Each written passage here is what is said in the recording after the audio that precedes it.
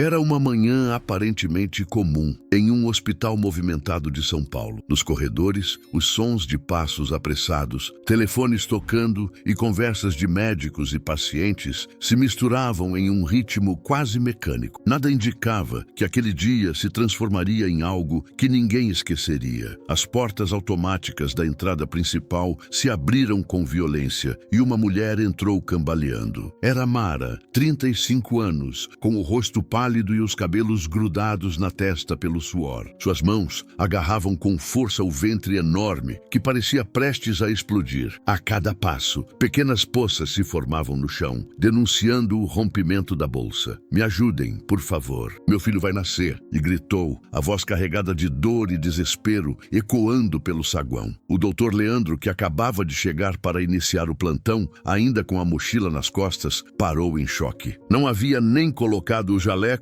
e já se via diante de uma emergência. Ele correu até Mara enquanto a enfermeira Kátia empurrava uma maca em alta velocidade. "Se não agirmos agora, ela vai dar à luz aqui mesmo", alertou Kátia com firmeza. Com dificuldade, eles acomodaram Mara na maca. Seus gemidos eram intensos, quase animais, um som que arrepiava quem estava por perto. Quando começaram a empurrar a maca pelo corredor em direção à sala de parto, algo inacreditável aconteceu. Um cachorro caramelo, de porte médio e pelos brilhantes, surgiu de repente e se colocou diante deles. Seus dentes se cravaram na estrutura metálica da maca, impedindo que ela fosse empurrada. O animal rosnava com força, os olhos fixos, como se dissesse que ninguém levaria Mara sem sua permissão. "Meu Deus, de onde surgiu esse cachorro?", e murmurou uma funcionária da limpeza, paralisada com o balde na mão. O doutor Leandro tentou afastá-lo, mas o animal não se movia. Kátia também tentou empurrá-lo com o corpo, mas ele parecia uma estátua viva, inabalável. Pessoas começaram a sair dos consultórios para ver a cena. Um silêncio estranho se instalou no corredor, quebrado apenas pelos rosnados do cachorro e pelos gritos de Mara. Deitada na maca, quase inconsciente, Mara abriu os olhos por um instante e, com a voz fraca, murmurou: "Calma, Bruno, vai ficar tudo bem." Para a surpresa de todos, o cachorro afrouxou a mordida, recuou alguns passos, mas permaneceu firme, acompanhando a maca como um guardião. Era como se tivesse entendido cada palavra da dona. Na sala de parto, o ambiente era de pura tensão. Mara suava, respirava com dificuldade e dizia entre contrações: "Acho que são gêmeos, doutor." "Você fez pré-natal? Algum ultrassom?"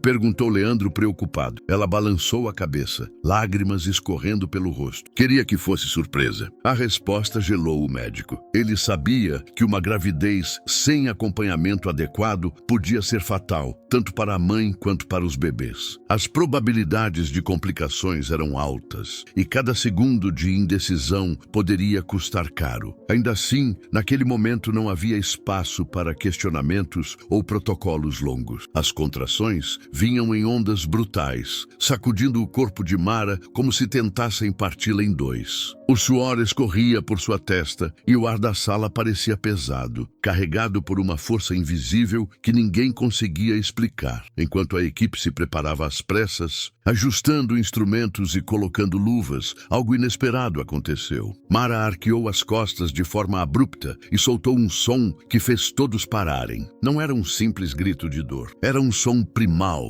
gutural, quase um uivo ancestral que parecia vir das entranhas, reverberando pelas paredes frias do hospital. O barulho foi tão profundo que fez algumas bandejas metálicas vibrarem. No corredor, como se atendesse a um chamado que só ele entendia, Bruno respondeu. O cachorro soltou um uivo longo, grave, cheio de uma intensidade que arrepiou todos que estavam por perto. O eco percorreu os corredores como um lamento antigo, despertando murmúrios entre pacientes e enfermeiros. Muitos se entreolhavam assustados, sem saber se o que presenciavam era um acaso ou uma comunicação misteriosa entre mulher e animal. O clima na sala se tornou quase sobrenatural. Kátia, apesar de tentar manter a calma, sentiu um frio percorrer-lhe a espinha. Algo maior que a compreensão humana parecia estar acontecendo ali. Então, entre gritos e gemidos, o primeiro bebê nasceu. Seu choro agudo rompeu o silêncio pesado como um raio, trazendo alívio por alguns instantes. O som infantil encheu a sala, lembrando a todos que, apesar da estranheza, ainda se tratava de uma vida recém-chegada. Mas o instante de esperança durou pouco. Quando o Dr. Leandro, ainda ofegante, ergueu o bebê para examiná-lo, empalideceu de tal forma que parecia ter visto um fantasma. O pequeno estava vivo e respirava com força, mas seu corpo trazia algo incomum. Uma pelugem densa, fina e macia cobria parte de sua pele como se fosse uma marca de nascença estendida. O choque foi tão grande que as mãos do médico tremeram e, antes que pudesse articular qualquer palavra, seus olhos reviraram e ele caiu para trás, desmaiando diante da equipe atônita. Kátia, assustada mas guiada pelo instinto, correu para pegar o bebê. Suas mãos trêmulas o acolheram contra o peito. Apesar da aparência incomum, ela sentiu o calor do pequeno, ouviu o ritmo firme de sua respiração e percebeu que ele estava saudável. Era um bebê forte, apenas diferente. Minutos depois, com novos gritos de Mara e esforços redobrados da equipe, o segundo bebê nasceu. Dessa vez, uma criança perfeitamente comum, sem qualquer traço incomum, apenas o semblante sereno de um recém-nascido. A diferença entre os dois irmãos acentuava ainda mais o mistério daquela noite. Foi nesse instante que a porta da sala se abriu de súbito. Joel, o marido de Mara, entrou ofegante, com o peito subindo e descendo em desespero. Seus olhos estavam arregalados e o suor escorria como se tivesse corrido quilômetros. Logo atrás, Bruno, o cachorro caramelo, entrou apressado, ainda arfando. A cena se explicava. O animal havia escapado do hospital, atravessado ruas, parado diante da academia onde Joel treinava e, com latidos desesperados e puxões na roupa, conseguiu arrastá-lo de volta. A equipe médica ficou paralisada por alguns segundos, tentando processar tudo. Joel correu até a maca, segurou a mão de Mara com força e, ao ver os filhos, suas pernas fraquejaram. O choque, a emoção e o inexplicável se misturavam. Bruno, por sua vez, deitou-se ao lado da maca, em silêncio, como se fosse guardião de algo que só ele entendia. Ao ver os filhos pela primeira vez, Joel não demonstrou medo nem estranhamento. Diferente do médico, que havia desmaiado de susto minutos antes, ele caiu de joelhos, chorando de emoção. Seus olhos marejados refletiam um misto de alívio e arrependimento, e suas palavras saíram entrecortadas pelas lágrimas. Eles são perfeitos. Com a voz embargada, segurou a mão de Mara com força e, como se quisesse gravar uma promessa no próprio coração, murmurou: "Nunca mais vou deixar você sozinha. A partir de hoje, somos nós 4, para sempre." A emoção contagiou todos na sala. Etia, que ainda segurava um dos bebês, sorriu discretamente, e até os enfermeiros, acostumados a tantos nascimentos, sentiram que presenciavam algo fora do comum. Minutos depois, já mais calmo, o Dr. Leandro retomou suas funções. Ainda um pouco pálido, explicou que o primeiro bebê tinha uma condição rara chamada hipertricose neonatal. Essa alteração fazia com que a criança nascesse com excesso de pelos no corpo, mas não representava perigo. Com o tempo, aqueles fios cairiam e a pele se revelaria normal. Ao ouvir isso, Mara chorou aliviada. Não era uma maldição, como temera em silêncio, mas apenas uma fase passageira. Apesar da explicação médica, o mistério que pairava sobre os uivos de Mara e Bruno permanecia sem resposta. Aquela estranha comunicação que havia arrepiado corredores inteiros parecia desafiar qualquer lógica. Ao ser questionada, Mara apenas sorriu e, acariciando o cachorro, disse com simplicidade: "Ele sempre entendeu o que eu precisava." Nos dias seguintes, a rotina do hospital foi marcada pela recuperação da mãe e pelo fortalecimento dos gêmeos. A cada amanhecer, os bebês mostravam mais vigor, e o pelo do primeiro começou a cair suavemente, revelando traços delicados e um rosto tão bonito quanto o do irmão. Para Mara, era como assistir a um milagre diário. Joel, que por anos havia carregado o peso da infertilidade causada pelo uso de anabolizantes, recebeu um choque de realidade nos exames posteriores. Para a surpresa dos médicos, sua fertilidade havia retornado e os gêmeos eram de fato seus filhos biológicos. A notícia o transformou. O homem, antes tomado por inseguranças e discussões, passou a ser mais presente, mais carinhoso, e cada olhar que lançava para os filhos era de devoção. A família, que antes parecia prestes prestes a desmoronar, renasceu. Mara e Joel encontraram uma nova forma de se unir, mais sólida e madura, como se todo o sofrimento tivesse servido de alicerce para um amor ainda maior. Bruno, que um dia fora motivo de discórdia entre eles, se tornou o elo da reconciliação. O cachorro Caramelo passou a ser tratado como o verdadeiro membro da família, e até Joel, antes relutante, começou a brincar com ele no quintal, agradecer-lhe pelos latidos que salvaram a noite e até conversar com o animal como se fosse uma pessoa. Mas havia algo que ninguém conseguia explicar.